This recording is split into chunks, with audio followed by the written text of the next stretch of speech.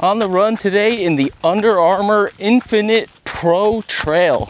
Yes, you heard that correctly. I did say trail and Under Armour in the same sentence. Well, actually, trail is not included in the model name, but this is in fact a trail shoe. You may know Under Armour as more of a football or basketball type, big sport kind of a brand. You know, Steph Curry's their main guy there. But they do also have a shoe department. If you didn't catch it, Sharon Lokedi just won the Boston Marathon in Under Armour's upcoming new super shoe, which will release in the fall. So they are taking things pretty seriously over in their running department. Not sure if their trail running department is quite up to that level, but we'll get to that on this run.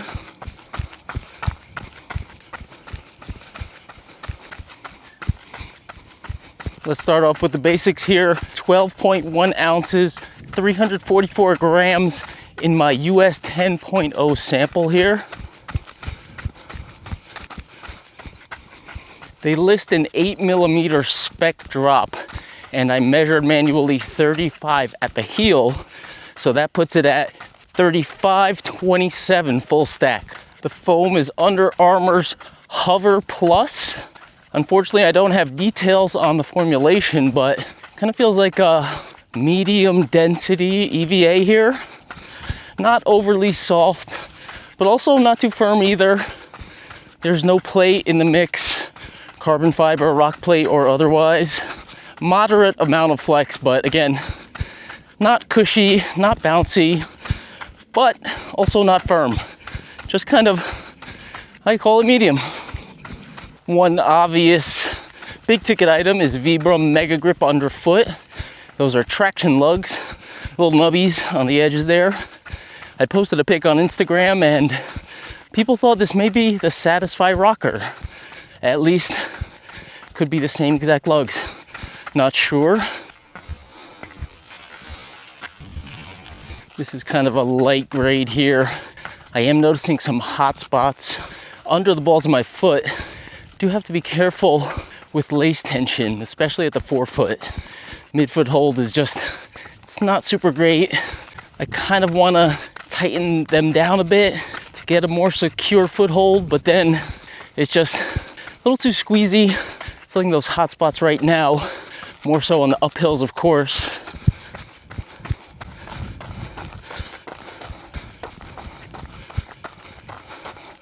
So I talked about the specs already. Not a lightweight shoe, 344 grams, 35.27 on the stack, which is not crazy high. Again, I believe this is an EVA foam, so not going to be super lightweight. As you can see, I am doing lace locking here, so talk a little bit about the fit. So I just find that I don't have a real secure foothold. It's kind of like a, there's not a lot of overlays or too much going on in here. There's a couple there's a layer of outer mesh, I forgot what they call this, and an inner mesh, which is keeping debris out there, but not too much structure. I find that I don't have a super secure foothold, and it kind of relies on lace tension. When I snug it up too much, it really squeezes my foot versus kind of the upper having a good hold out of the gate. So when I'm on those uphills, anytime I get squeezed over here, it kind of puts pressure on the middle of the ball of my foot. I get hot spots. I laced them up a little too tight out the door today in my other test runs. I kept this really loose, and then here you just kind of have some big old bolstering here. Very soft, it's very open. I like how it's low here. There's definitely no irritation, anything. Very nice edging on the collar, not too high. It's really, even this has a nice kind of swoop to it, no irritation, very comfortable, perhaps a little heavy. There's a lot of weight probably in these bolsters. It's a lot of cushy. I think this is kind of feels like more of a mass market shoe. You have this clip in the back here. This is a big plasticky thing. I assume that's for stabilization. It goes up to here and here, but that probably adds some weight too. But overall, the heel is quite comfortable, the heel thing. So if I keep this loose and then it's just so soft and comfy around here. I feel like I'm kind of like floating around back there. If I do a nice lace lock, not even a really tight lace lock, just a regular loose lace lock there, I get a pretty good tension there. See, I don't really have to snug it down too much. It just kind of, you know, this is so soft around here that it kind of clamps it in pretty decently. And that allows me to leave these lower laces a little bit loose. You can see the shape of the toe box here. It's nice and rounded. I have these in a 10. I've got 3/4 at least, maybe a full thumb's width. And again, I'm still feeling squeezed just because of the design of the upper. So I am happy that I do have the 10. I previously tested Flow, Velociti, Wind, something, one of their road shoes. And that one was a lot pointier in a 9.5. And I was completely squeezed in that. So I definitely went with a 10 in that, based on that experience. And I'm happy that I have the extra space for the trail, and also because of the squeeziness, it kind of fits good. It's a very comfortable shoe. 8mm drop. One thing, I have been testing North Face shoes recently, and they have more of a rocker design, and there's contouring under the arch. Really feels like it's kind of pushing up into the arch. A lot of support. I do like that. I feel like it gives a really good midfoot lockdown. This one is not like that. It's kind of flat. It's more of like 8mm drop, and it kind of just goes gradually from heel down to the toe. So I don't have as good foot security in technical terrain in these. I'll run down a little steep hill after I do this little close-up here, but I do get some kind of forward foot slippage in these just because of 8mm drop is kind of high for me, and again, there's not too much under the arch, so it just feels like the foot wants to slide a little bit forward. Other than that, yeah, we've got the Vibram. I don't know if these are the exact same Satisfy rocker lugs, but they're 4mm lugs here. They're pretty solid, you know, in this kind of terrain, dry terrain. Of course, they're going to do well in wet terrain as any Vibram Megagrip shoe. Take a look at the flex here. You know, it's pretty flexible for that kind of stack. You have this clip in the rear, so not that much is going to go on back there. But around the midfoot, a little stiffer. Very good flex up front. You have some segmentation across here.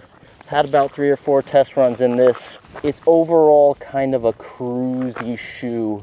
Like I said, the limitations with the foot security really hold it back. Definitely in steeper terrain, definitely in technical terrain.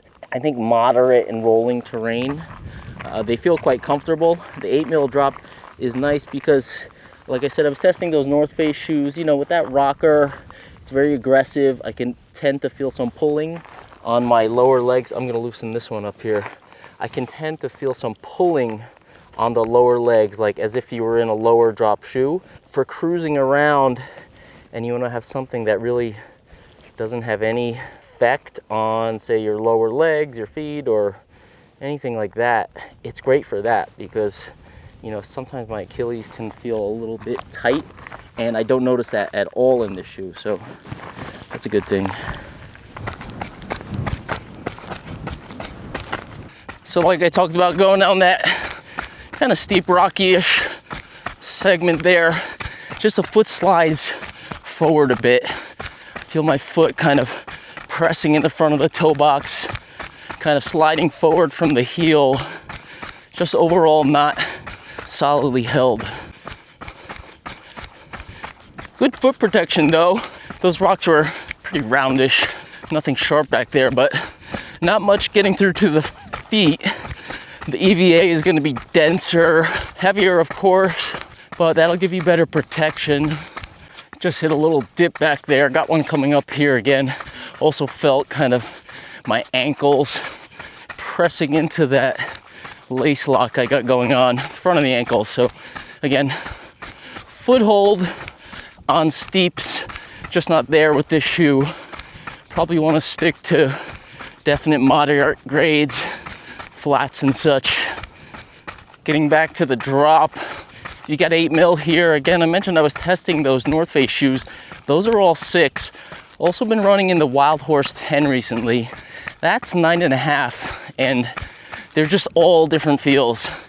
the North Face shoes, the drop is not as apparent due to that rocker. They're fuller under the middle of the foot, so the heel just doesn't feel higher because you have that heel rocker and it kind of sinks down. The Wild Horse 10 has a higher drop, but both the heel and the midfoot are elevated. The forefoot's lower in that one, so that has really a different feel. That one feels high, but it's just different because the middle of your foot is also high. Just feels kind of, there's a lot in the rear 2/3 of that shoe under your foot. This one is just definitely a little more even. You've got 8 and just gradual down from the heel to the forefoot. I guess that's kind of more of a traditional style, I would say. Maybe based on their kind of running shoe design. Kind of go with that orientation, that geometry. Cruising along on a dirt road here. There's a parallel trail next to me here. Just as smooth, but a little twistier, maybe a couple rocks here and there, but this is kind of the grade I think the shoe works best at. Level or rolling ups and downs. Nothing really steep. I did run some sections of technical terrain in one of my previous runs, and it's kind of that drop, again, holds it back. The heel feels 8 mil up, feels like high for me, and with the combination of the foothold not giving me full confidence, I just didn't feel too comfortable in. Of course, the weight doesn't do it any favors. 12 ounces in my size. One of the heaviest shoes I run in.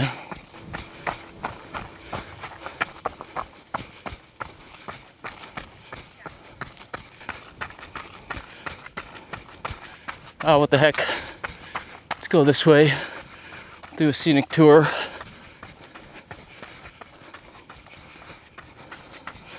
Pretty green out here these days, at least for now. This will get burnt up and crispy soon enough.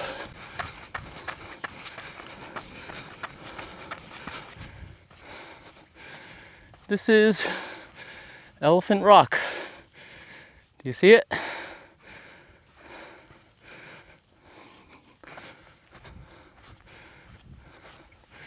Yeah. Looks like an elephant to me. Maybe from the other side.